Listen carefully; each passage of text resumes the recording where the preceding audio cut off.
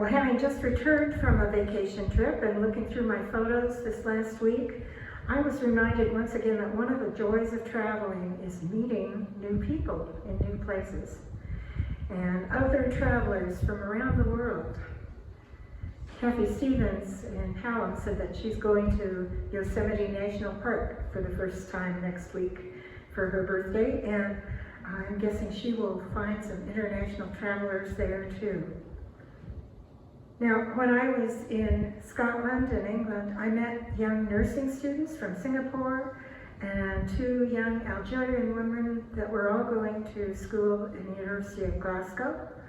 I met a Chinese scholar at the museum in Glasgow, a couple from New Zealand that were there to see their son compete in a cycling event of international scope. And it just made me think how wonderful it is to travel. And when you encounter new people in new places, sometimes they tell you stories or you find out things about them or yourself that you didn't know. And sometimes, just sometimes, they change your perspective about something very important. Now, today's story from the Gospel of Matthew is a case in point. In this story, we have Jesus traveling to an area that is inhabited by non-Jews, an area where he has not been in ministry before, near Tyre and Sidon. Now, it seems from the beginning that Jesus only wants to pass through and not really encounter or interact with these people and be in ministry to them, because of the way he responds to this woman who is seeking his help. Now, it's an odd perspective for us to grasp about the Jesus that we know. It seems a little off, this story, because we are used to a Jesus whose compassion is boundless and who would never ignore a person asking for his help. And yet, that's what we see at the beginning of this part of the story. Everyone should have a mother like this Canaanite woman in today's scripture. In this somewhat unusual encounter with Jesus, she's got several things going for her. She is unrelenting in her advocacy to find help for her daughter, and she's willing to humble herself by kneeling before Jesus and begging for his help. Commentator David Ewart sums up the encounter this way, noting how this woman is shattering behavioral norms left and right. He says, though, that this is immediately following the teaching that is the beginning of the reading today about ritual cleanliness. Jesus takes his followers into this foreign, unclean territory near the cities of Tyre and Sidon. And in this unclean place, a most unconventional thing happens. And then he gets kind of humorous here and puts a bunch of words in parentheses, so I'll try to give it the dramatic effect. A foreign, gasp, woman, horrors, comes alone, unthinkable, and speaks outrageously to the disciples and won't obey them. How scandalous. Won't obey their instructions to stop following them. Shocking. But this incident is actually a beautiful illustration of the teaching Jesus has just made. Because outwardly, this woman, according to the Jewish traditions, has nothing about her that is clean. She is a non-Jew. She is not someone to be interacted with. But she does have these 2 things in her heart that make her right with God. Her unwavering, nagging, persistent care for her daughter, and her unwavering, nagging, persistent trust that Jesus can cure her daughter. And these 2 things caused Jesus to undergo a change of heart himself. Indeed, Jesus does have a change of heart in the story, and perhaps that's one of the reasons why it stands out to us in the Gospel of Matthew. Jesus doesn't generally lose an argument or an encounter. He tends to best everyone that he comes in contact with. But this woman, she persuades him to her way of thinking. This is one of the few moments in the Gospels where we see Jesus at first appear in a pretty unflattering light, ignoring someone asking for help. And even his words of rebuke seem a little uncharacteristically harsh or insulting when he compares her request for help to giving away children's food to a dog. But it's her unshakable faith, her humility, and her faith in him that turns him around. In this moment, Jesus learns. He comes to realize that he may be defining his entire mission entirely too narrowly. And he opens himself up to the notion that his mission is broader than reaching only the house of Israel, that it extends to the Gentile world as well. We might even say in this moment that we see in Jesus the beginnings of the Great Commission being born. The realization on Jesus' part that foreshadows his later departing directive to his disciples as he leaves this world, telling them to go into all the world and preach the good news to every nation. Now, today's gospel is a teaching story from the gospel tradition of biographical narratives on the life and teachings of Jesus. Over the next several weeks, I'd like to do a series of sermons that deal with the Bible. And we will have, of course, Bible stories, but we'll also be talking about some Bible basics over the coming several weeks. Basics like, what is the Bible? What kinds of literature does it contain? And who wrote them?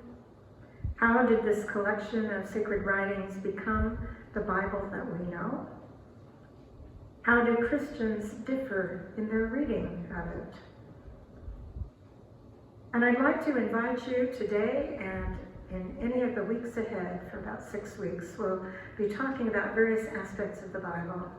I'll be referring to an online service called the Bible Project, which has wonderful videos and overviews of the Bible as a whole and of various themes in the Bible, and an overview video of each of the books of the Bible that tells you their origin and how they all fit together to create this arc of a story of God and humanity that leads to Jesus Christ.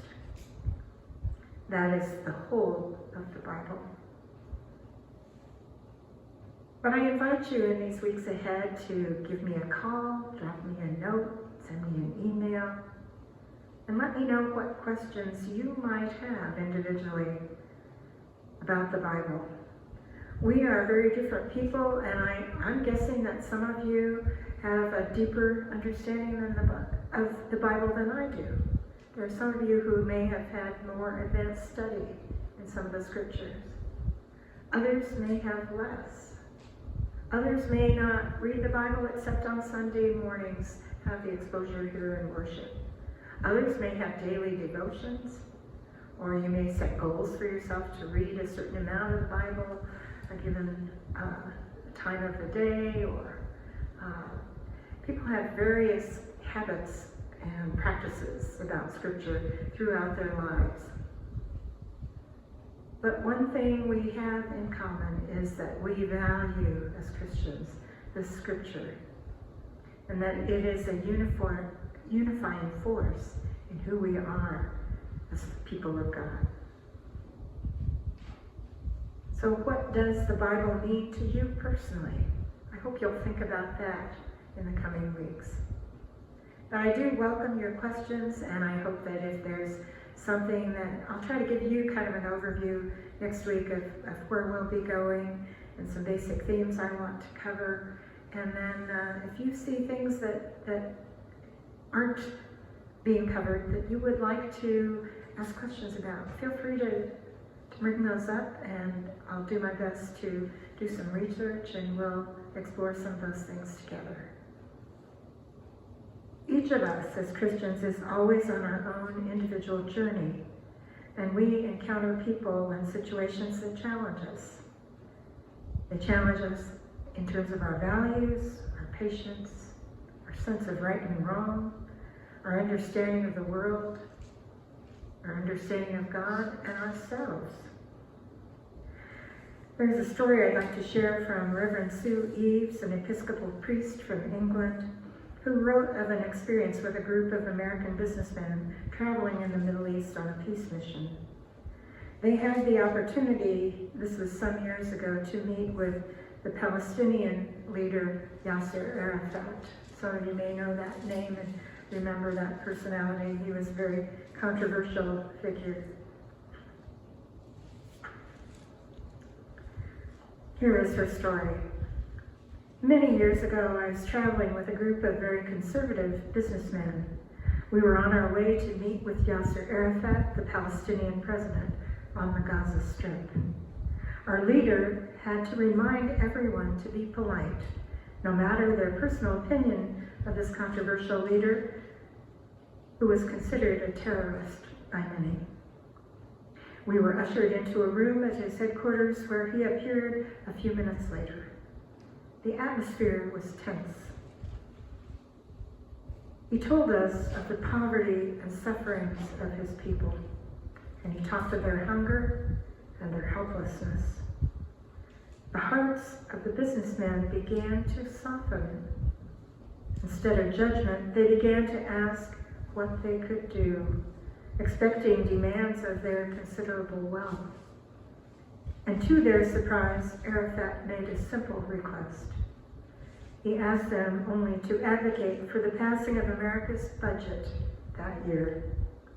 It had been delayed by political bickering in Washington, and in it, President Arafat explained, alongside the billions that we give to Israel was a small amount for the Palestinian people, about 1/30 of what America was providing for Israel. He said that they needed it so badly. Would these men be willing to help? Would they appeal to their American politicians for action? Yes, they said that they most certainly would. And as we left, each man present embraced the one that they had once considered their enemy. Yes, indeed they would help. They would go home. They would speak out for justice. Jesus, she says, expects us to do the same, to gaze upon the world with our hearts, to recognize we can always be wrong. We are to own that we can be too narrow, too opinionated, too fixed in our views, too eager to believe we are right. To follow the Jesus way is to accept his challenge to pursue the truth, to be open to new insights and possibilities, to love God, love neighbor, and to love our own holy self, no matter what it takes.